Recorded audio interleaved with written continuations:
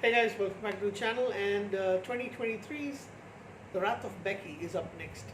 This is a sequel to the 2020 film Becky, which stars Lulu Wilson, and boy, she is tough. And this time we've got Lulu Wilson returning as the character Becky. It is roughly 3 years later.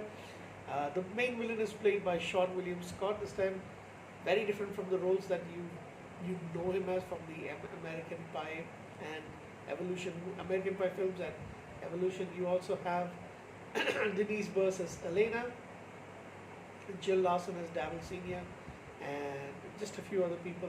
Katie Siegel, plays Agent Montana. She appears towards the end. I've only seen her in. I think I've only seen her in.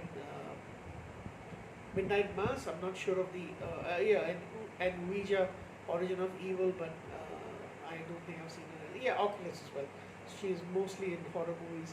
This is kind of this movie, the first and this sequel, is kind of pushed towards the horror side, but it really isn't. It's nothing supernatural or really horror, to be honest. It's black comedy with a lot of action. It's a thriller, a revenge kind of thing, just like the first movie. But this one is, I would say, much better. It's got a lot more action. It flows a lot smoothly, and I think it's actually shorter. It's about how long is the movie? I actually felt the movie was short. It's only 83 minutes.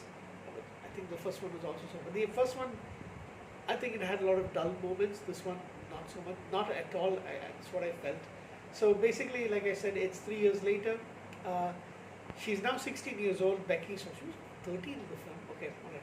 So Becky has been after her family is killed, her dad and all is killed. Soon to be stepmom was all of them are killed. She is now living off the grid, and she was in several foster homes, but she escaped all of them. She's been doing survival training on her own, and basically learning how to put traps and all that stuff, which come in handy much later. She is, she's got the dog Diego, and they finally settle with an older African American lady named Elena Khan. Basically, she treats her more like a daughter, but she doesn't ask her stuff. She doesn't make her explain. She's one person who is absolutely wonderful for Becky. Becky also works at a diner. And that's where things start to go wrong, when she meets this three members of an extremist group called the Noblemen, with the symbol NM. I actually, what is NM? I thought it was, initially I thought it was New Mexico. Anyway, so they stop at the diner where she works, and they basically being a little jerkish to her. And they insult her name, which is on the name tag. So in basically for them showing her a little bit of attitude, she goes and deliberately serves them coffee and then purposefully drops one on the guy's crotch, on one of the guy's crotch, and his name is Anthony. So the three of them get pissed. They decide to try and scare her. So they wait when she's leaving. So she cycles back home to the house where she's staying with Elena, or I should say it's Elena's house, and they follow behind her. In the middle of the night, she feels something's wrong. She comes down and she runs into Anthony and the others. And Diego is injured by one of the characters. What's his name? And she is held at gunpoint, and then Elena comes in, excuse me, with the shotgun. But unfortunately, even though she's pretty hard, like a lady's pretty hard lady, Anthony's got a gun hidden behind him, and he shoots at her, killing her instantly when the bullet goes through her brain. He knocks off Becky, leaves her at the house, but they steal Diego and go. So when she wakes up, she realizes, the one human who was really good to her in recent times is now dead. She buries her and promises to take revenge and then go and get her dog back. So she remembers the three of them, their names, and she knows that one of them is called Daryl. They were saying speaking about meeting somebody named Daryl, and she looks through and she tries to find the addresses, and she sees two addresses with Daryl. One is Daryl Senior. There's a remote cabin where it's basically an elderly woman with the oxygen cylinder next to her. So she knows that it's got to be the next place. So when she goes to the next remote cabin, deep in the woods, it's basically the one of the leaders of the cell leader for the group known as Noblemen. His name is Daryl, played by Sean William Scott, and he's having a meeting with Anthony, DJ, Sean, and a guy called Twig. So Anthony, DJ, and Sean are the three guys who broke into the house and had stolen the dog. And however, one of them starts to feel a little, starts to feel like they shouldn't have killed the old lady and stuff. The dog is basically put in a kennel over there, and she wants to get him. She sneaks into the cabin and finds that the noblemen are trying to actually attack, do an insurrection against Senator Hernandez, possibly because she's Latina and they don't like her. Probably they're also a little bit racist, so they are a white supremacist group kind of thing. So she steals a thumb drive which has got all the membership of all the noblemen, so that's really vital stuff that they will need. And then the killing starts. So she leaves the cell phone on the doorstep, and she announces the fact that she starts making fun of them.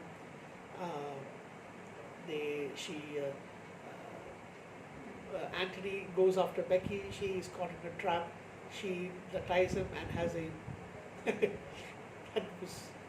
she has a grenade inside his mouth. When they open the door, it sets off the grenade, and his head explodes.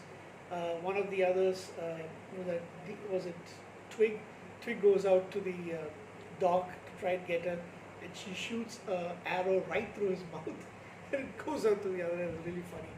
So he's going, and then she also tells him that she knows about the plot against Senator Hernandez, and tells him she stole the incriminating data on the thumb drive. TJ is scared and he runs away. He actually is told to go outside and get. So before that, one of the Sean is the guy who's he actually wanted to just do a protest. He didn't know they were going to do an insurrection, and he didn't want to kill any of them. So he wants to leave, but he's already known as the weak link. So Daryl basically beats the crap out of him, and then he sends DJ to get her, but he runs into the truck and then drives away. So now it is just down to Daryl, Twig, and Becky. Becky massacres Twig when he comes to get her, but that distraction is more than enough to for Daryl to use a tranquilizer dart and capture Becky alive. When she comes to, she sees that other than just the dog, there's also the old one, Daryl Senior. So she is basically Daryl's mother, and she's also part of she's basically like a mastermind behind the nobleman, and despite the fact that she's a little bit afraid and stuff, Becky managed to outsmart them. So even though she's tied really tightly, she manages to get out of it, and then sprays Daryl with mace, and then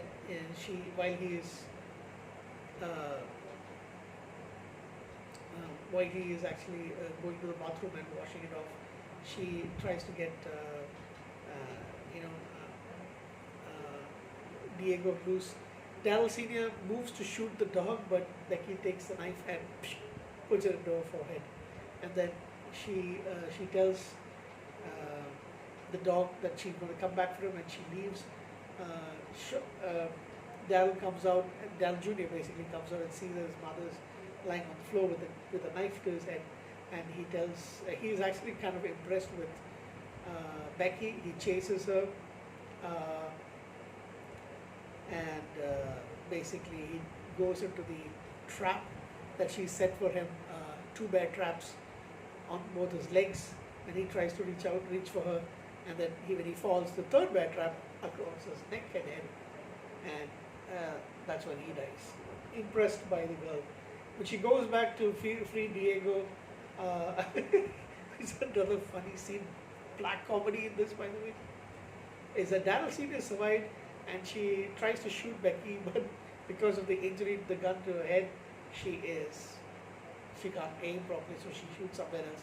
She can't really focus on it, and then Becky gives uh, Becky gives the command for Diego to basically kill Daryl off, and then she finally decides she wants to. She's still got the key from the first movie, and she wants to know what it is. So she tries to find out. She goes to town. She is met with basically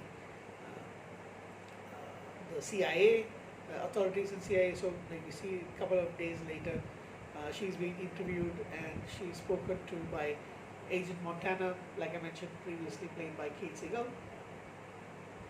and she offers Becky a job with the CIA to be their youngest ever recruit, because she's done so much damage to the nobleman cell, and she also tells that the second part of her question is going to be, the first question is, does she want to join? She says yes, and she said she wants to, do you want to find out exactly what the key is all about? And I suppose if there's a excuse me, I suppose if there's a third movie, we will know what the key also.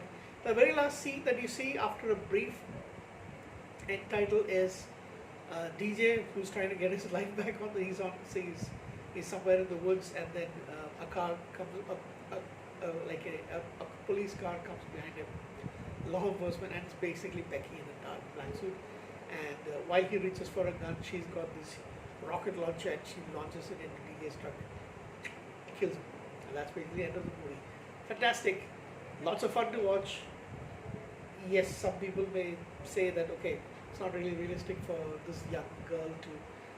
I get that, but she pulls it off. Lulu Wilson is bloody amazing in this role, and like I said, I enjoyed this movie. There's a lot more brutal death scenes, kill scenes, but there's a lot of black comedy in this as well. But this is a lot more fun to watch.